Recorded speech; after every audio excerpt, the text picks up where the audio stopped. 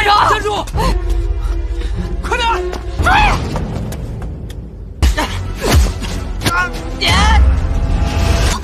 听说是。你给我等着！滚！他发现我。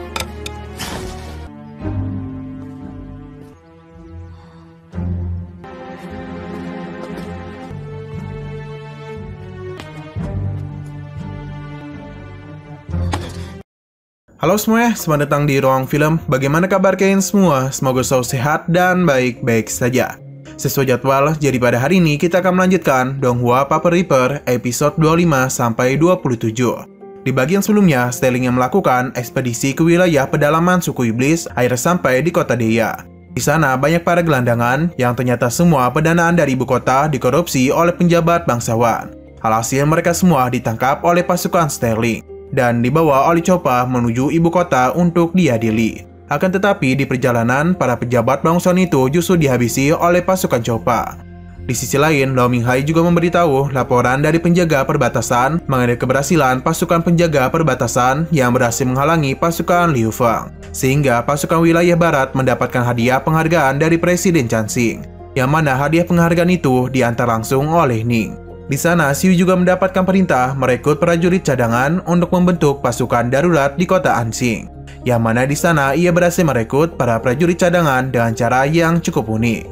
Setelah itu, mereka membawa seluruh prajurit cadangan menuju ibu kota. Ia juga menamai pasukannya dengan sebutan Camp Xiu. Sebelum lanjut di ibu kota, Lao Minghai dan Dilin sedang menyambut seluruh dari masing-masing pasukan prajurit cadangan yang dikumpulkan, termasuk dari pasukan Camp Xiu. Melihat prajurit cadangan Camp Xiu yang sangat tidak disiplin dan amburadul, Lao Minghai menjadi sangat kesal.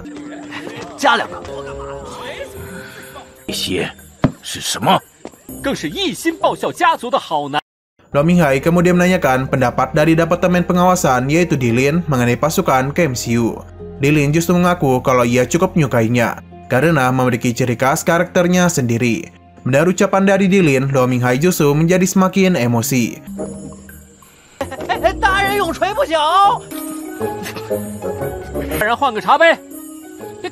Pada malam hari, di kediaman keluarga Jisuan, seorang pelayan mendatangi Xiu. Ia memberitahu Xiu telah kedatangan seorang tamu yang mengaku sebagai istrinya. Ketika tamu itu masuk, ia mengenakan sebuah jubah, yang ternyata orang itu adalah Lin Bing. Lin Bing memberitahu kalau kedatangannya adalah untuk meminta bantuan menyelamatkan Lu Bo, karena Lu Bo itu akan dibawa ke pengadilan militer untuk bertanggung jawab atas kematian ratusan ribu pasukan timur di pantai Air Merah. Diketahui setelah pasukan Lu Bo dan Lin Bing memojokkan si pemberontak Lei Hong dan ingin bergegas menangkapnya, Lao Minghai malah memerintahkan 400 ribu pasukan elit timur untuk berbalik dan mengejar gerombolan budak yang tidak memiliki senjata, yang mana mereka itu berada di pantai Air Merah. Akibat dari perintah itu, pasukan dari Lei Hong dan pasukan budak malah membuat pasukan elit timur terkepung, sehingga ratusan ribu pasukan timur dikepung langsung dan dibantai oleh kedua pasukan tersebut. Pada akhirnya hanya kurang dari 1/10 yang berhasil kembali ke benteng Waren.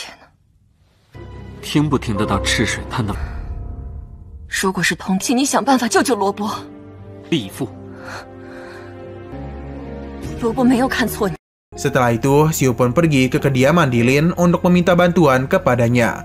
Namun karena Dilin masih memiliki seorang tamu, Xiu justru disambut oleh Lin Jiujia yang sedang hamil 4 bulan dan ia dibawa ke ruang belajar terlebih dahulu. Sampai di sana, di sebuah jendela, Xiu melihat Dilin yang sedang bertemu dengan si Jin. Beberapa saat kemudian, Dilin pun datang menghampiri Xiu di ruang belajar.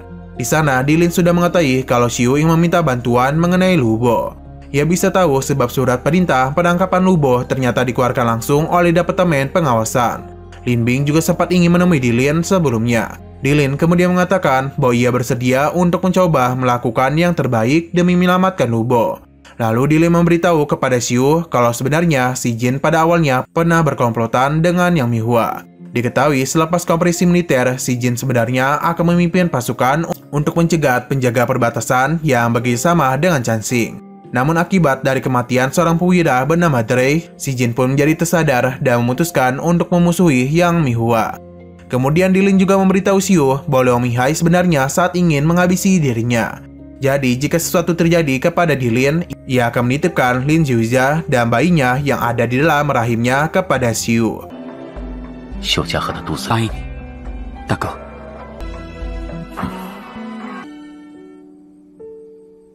Selang beberapa saat setelah Xiu pergi, Choppa pun datang. Ia memberitahu akhir-akhir ini para atasan sering mengawasi gerak-gerik dari Dilin. Shin kemudian balik ke sebuah cerita masa kecil mengenai pertemuan Xiu bersama Sterling dan juga Dilin. Pada suatu malam di kediaman keluarga Sha terjadilah sebuah pencurian, sehingga banyak dari penjaga termasuk anaknya berusaha mencari pencuri tersebut.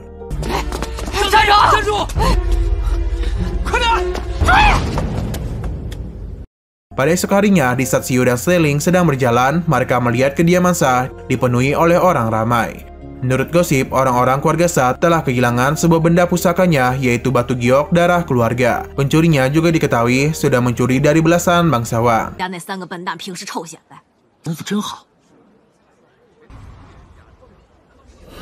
Di sana, kepala keluarga Sha menjadi sangat marah kepada beberapa perwira militer junior yang dipimpin oleh Diku. Karena para perwira itu masih tak dapat menemukan pencurinya.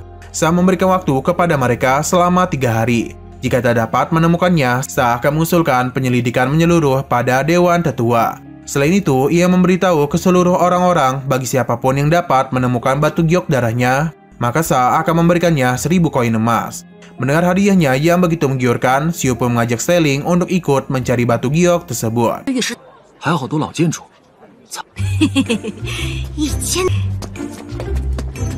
Pada esok harinya, di taman tengah kota, mereka berdua masih belum menemukan batu giok darah.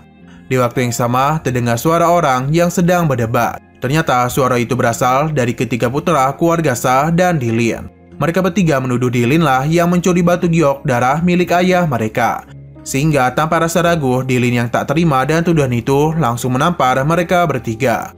Meskipun mereka bertiga melawan Dilin sendirian, namun Dilin dapat dengan mudahnya mendominasi dalam perkelahiannya.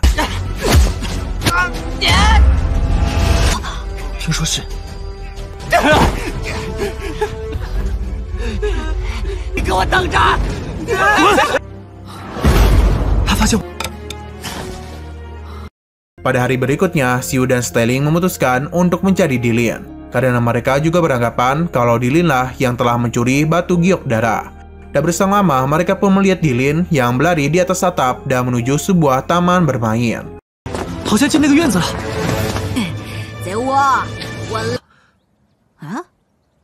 Mereka ini juga berencana untuk ikut masuk ke dalam taman. Tapi karena di waktu yang bersamaan, lewatlah 3 orang perwira termasuk Diku. Sehingga Xiu dan Sterling memberitahu kalau pencuri batu giok darah berada di dalam taman bermain. Diku kemudian menyuruh mereka pulang dan ia sendiri memutuskan akan mencari pencurinya ke dalam taman. Bukannya pulang, Xiu dan Sterling justru mengikuti Diku ke dalam taman. Bahkan sampai mengikutinya ke dalam sebuah bangunan.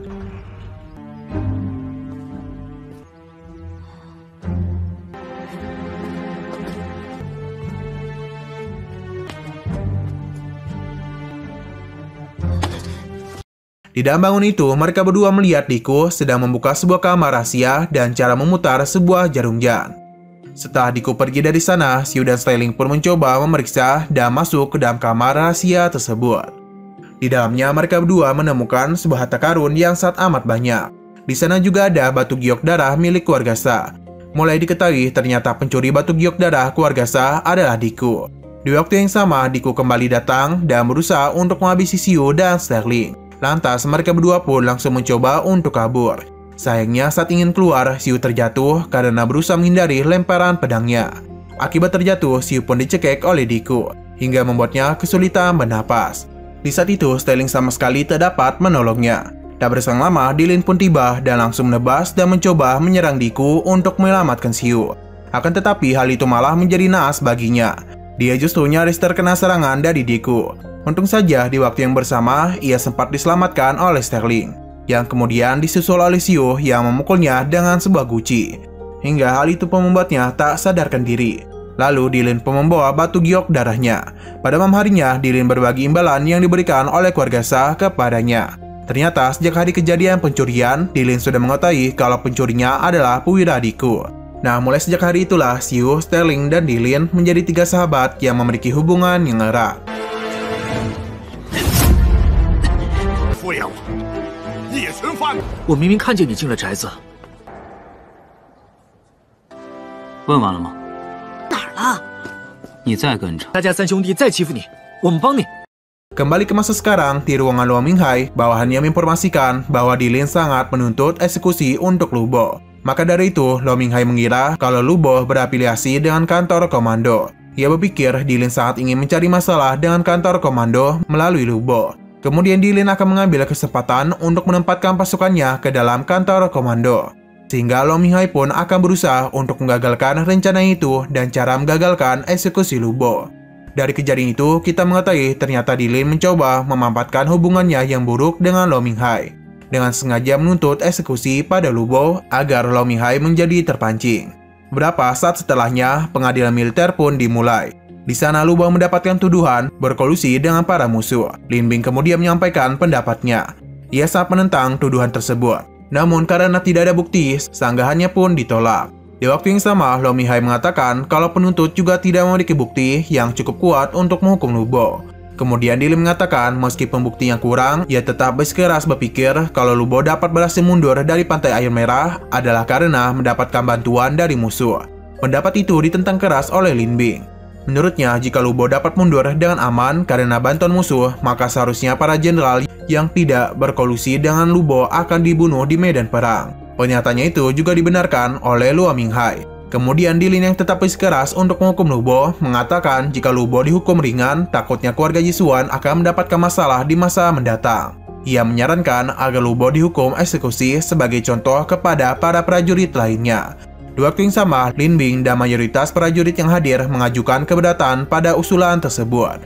Alhasil, karena tidak adanya bukti konkret dari Lu Bo yang berkolusi dengan musuh, dan karena pasukan timur masih mampu menjaga benteng Waren, Lu Bo akhirnya dinyatakan tidak bersalah pada dakwaannya. 加深，岂不令前方说得对啊！ 总统领可别忘，是统领处出于对家族的负责，罗伯同敌的罪名不成立。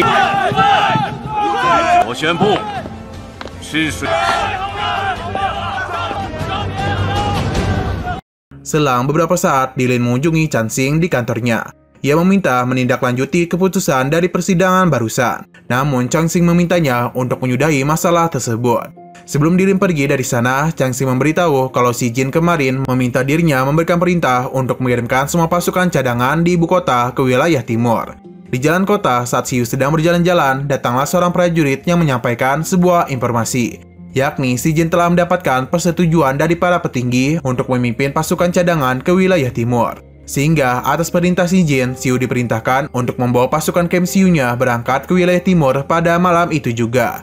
Sampai di rumah, Xiu membawakan sebuah bunga kepada Ning sebagai hadiah ulang tahunnya. Setelah itu, Xiu pergi ke taman kediaman keluarga Jisuan yang juga disusul oleh Ning. Di sana, Xiu memberitahu kalau ia akan pergi menuju wilayah timur dan kemungkinan tidak akan kembali ke ibu kota. Lalu Xiu meminta Ning untuk mencari teman laki-laki.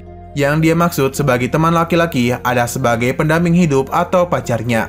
Mendengar ucapan itu, Ning menjadi sangat sedih dan pergi meninggalkan Xiu.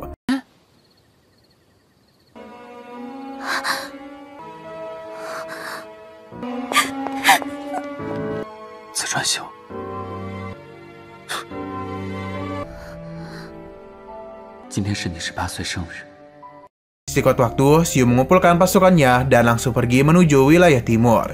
Di waktu yang sama, Ning hanya bisa melihat dari kejauhan Xiu yang akan pergi sambil berdoa untuk keselamatannya.